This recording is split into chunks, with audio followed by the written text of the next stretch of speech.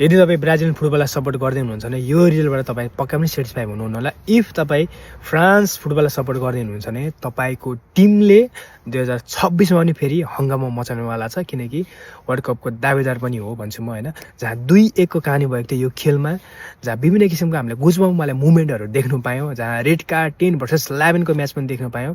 कुरा गरौँ ब्राजिलको खेलको होइन, एकदमै ल्याकी लाग्यो क्या मलाई चाहिँ होइन। फिनिसिङमा पनि त्यस्तो राम्रो थिएन है। सो जति एक्सपेक्ट गरेको थिएँ त्यति भएन होइन। यो खेलबाट क्रिटिसाइज गर्नु मिल्दैन ब्राजिललाई, बाँकी अझै छ वर्ल्ड कप आउनलाई, धेरै सुधार गर्ला होइन।